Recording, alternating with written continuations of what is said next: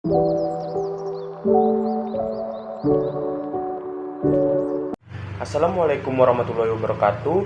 Perkenalkan, nama saya Adi Mufti Hasibuan dengan NIM 230306070 dari PTNB Prodi Peternakan Fakultas Pertanian Universitas Sumatera Utara.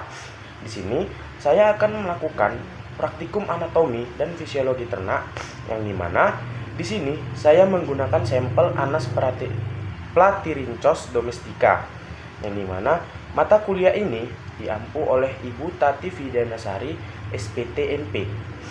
Anas Platyrhynchos domestica ini memiliki filum chordata, kelas Aves, ordo Anseriformes, famili Anatidae, genusnya Anas, spesiesnya adalah Anas Platyrhynchos.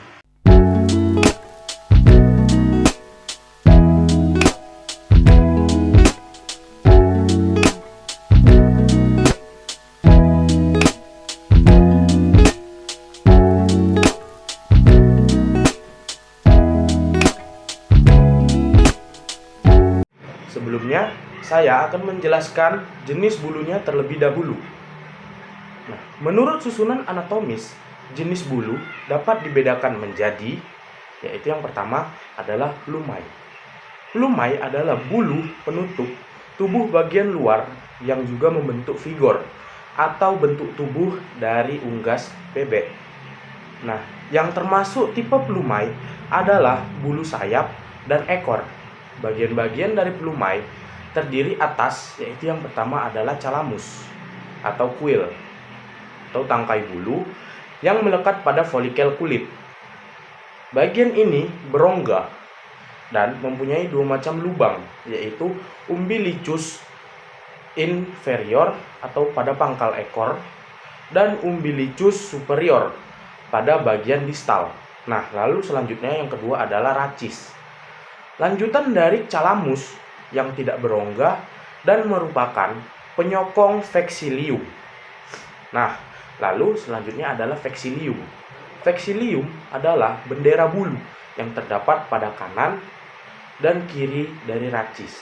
Lalu selanjutnya adalah plumulae.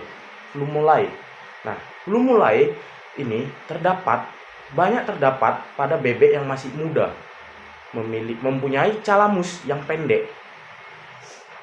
Racis mereduksi dan barbai panjang dan fleksibel, sedangkan barbulainya pendek. Nah, lalu selanjutnya adalah yang ketiga, phytoplumae. Nah, tipe ini mempunyai bentuk seperti rambut dengan tangkai bulu yang panjang. Pada ujungnya terdapat barbae dan burbulae. Nah, tipe ini tumbuh merata, tetapi sangat jarang, dan fungsi bulu ini juga belum jelas diketahuinya.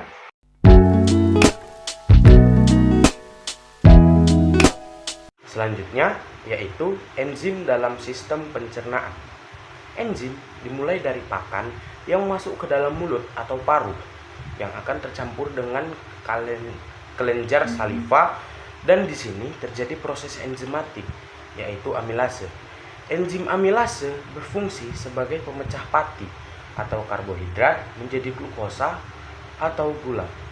Selanjutnya, pada proventriculus dan gizzard juga terdapat enzim, yaitu enzim pepsin yang berfungsi untuk mengubah protein menjadi asam amino. Lalu, terdapat enzim lipase yang berfungsi untuk mengubah lemak menjadi asam lemak dan gliserol. Di usus halus juga terdapat enzim amilase. Lalu selanjutnya enzim tripsin yang berfungsi untuk mengubah protein menjadi asam amino untuk diserap oleh tubuh. Lalu ada enzim koalgenase yang berfungsi untuk mendegradasi ikatan polipeptida dari kolagen saat protein mengalami detanurasi. Lalu ada di usus besar atau jejunum terdapat enzim maltase yang berfungsi untuk memecah maltose menjadi glukosa. Lalu selanjutnya ada enzim laktase yang berfungsi untuk memecah laktosa menjadi dua molekul gula sederhana, yaitu glukosa dan galaktosa, dan enzim peptidase yang berfungsi untuk memecah ikatan peptide antara asam amino pada rantai polipeptida atau protein.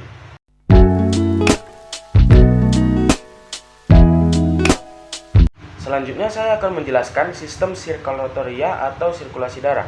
Ada 3 organ yang berperan dalam sirkulasi darah, yaitu yang pertama ada jantung.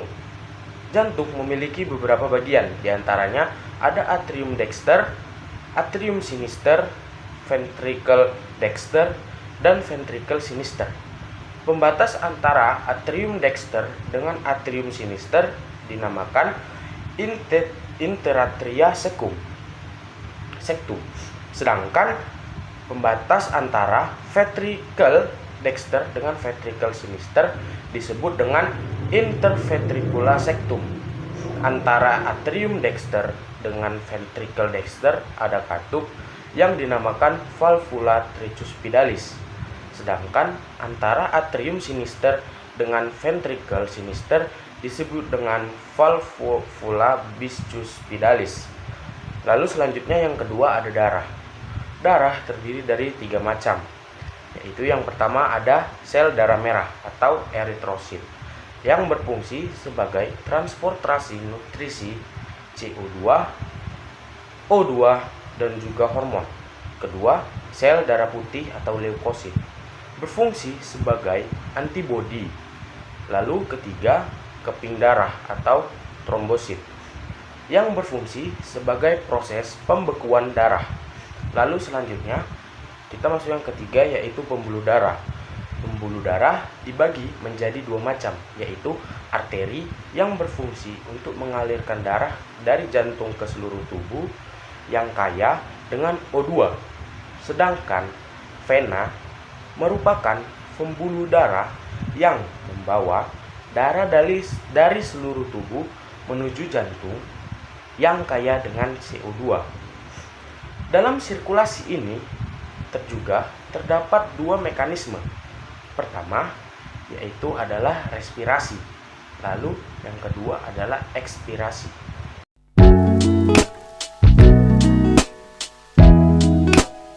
Selanjutnya saya akan menjelaskan sistem digosteria pada bebek yang dimulai dari restrum paru untuk memasukkan makanan, lalu masuk ke esophagus yang merupakan saluran lewatnya makanan setelah melalui rostrum. Pada esophagus terjadi gerakan peristaltik yang berfungsi untuk mendorong makanan masuk ke dalam organ pencernaan selanjutnya, yaitu selanjutnya adalah ingloephes atau tembolok. Nah, tembolok merupakan organ berbentuk kantong yang berfungsi sebagai tempat penyimpanan makanan sementara. Pada crop, makanan dilunakkan dengan getah yang dihasilkan oleh crop. Nah, lalu selanjutnya adalah proventriculus. Nah, proventriculus ini juga berfungsi sebagai tempat pencernaan makanan secara enzimatis. Nah, lalu setelah dari proventriculus, maka masuk kepada ventriculus atau gizzard atau ampela. Nah, gizzard ini adalah tempat berlangsungnya pencernaan makanan secara mekanik dengan bantuan batuan kecil atau grit yang masuk ke dalam ventriculus pada saat bebek makan. Lalu selanjutnya adalah intestinum tenui atau usus. Terdiri dari bagian yaitu duodenum, jejunum, dan ileum. Mukosa usus halus berfungsi untuk menggerakkan makanan dan memperluas oleh fili-fili pada dinding usus. Pada intestinum tenui juga terjadi pencernaan secara enzimatis. Lalu selanjutnya ada caecum atau ceca, yaitu tempat terjadinya pencernaan karbohidrat, protein, dan absorpsi air. Ceca merupakan batas antara intestinum tenui dengan intestinum crassum yang berfungsi untuk mengolah sisa-sisa makanan yang tidak tercerna menjadi feses. Baru selanjutnya adalah rektum. Rektum berfungsi untuk menampung feses sebelum dikeluarkan di kloaka. Nah, selanjutnya adalah kloaka. Kloaka yaitu merupakan organ pencernaan air yang berfungsi untuk jalan keluarnya feses dan tempat lainnya.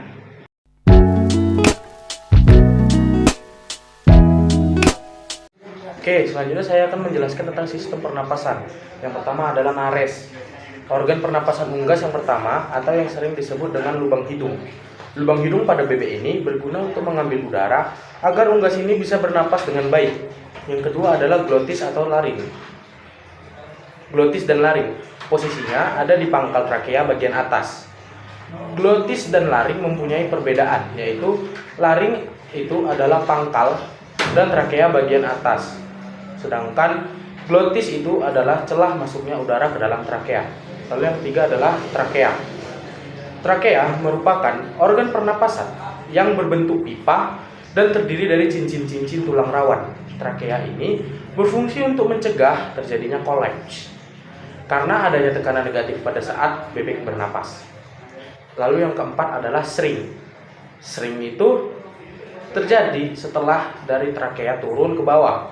Di sini di pangkal bagian trakea ada namanya sring. Di dalam sring terdapat lipatan-lipatan berupa selaput, di mana selaput ini jika bergetar maka akan mengeluarkan suara. Lalu yang selanjutnya yang kelima adalah bronkus. Nah, bronkus setelah sring ada percabangan, yaitu bronkus kanan dan bronkus kiri, di mana nanti bronkus itu akan berhubungan dengan alveolus yang ada di dalam pulmo atau paru-paru. Alveoli ini di alveoli inilah terjadi pertukaran. Nah, pulmo paru-paru biasa dikenal dengan paru-paru berjumlah sepasang. Fungsi dari pulmo adalah sebagai tempat sirkulasi atau pergantian oksigen dan karbon dioksida. Lalu selanjutnya adalah air sak atau kantong udara. Air sak atau kantong udara pada bebek ini berfungsi untuk mengatur volume udara dalam paru-paru agar tetap konstan.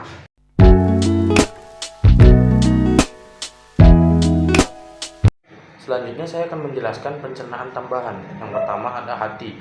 Hati terletak di antara gizzard dan empedu yang memiliki warna kemerahan dan terdiri dari dua lobus, yaitu lobus dexter kanan yang besar dan lobus sinister kiri yang kecil. Hati memiliki fungsi utama dalam pencernaan dan absorpsi, yaitu memproduksi empedu.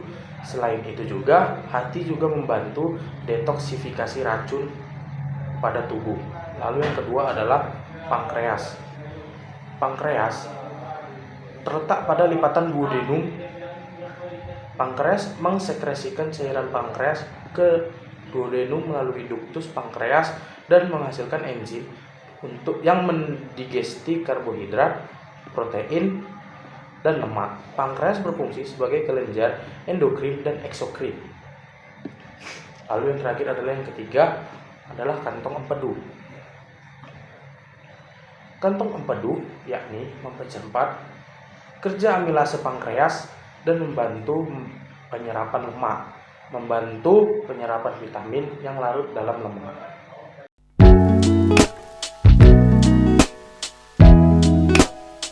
Selanjutnya saya akan menjelaskan sistem nervosum, yaitu ada yang pertama adalah cerebrum atau otak besar, berfungsi untuk mengatur semua aktivitas-aktivitas sadar. Selanjutnya yang kedua adalah cerebellum atau otak kecil, untuk mengatur keseimbangan tubuh.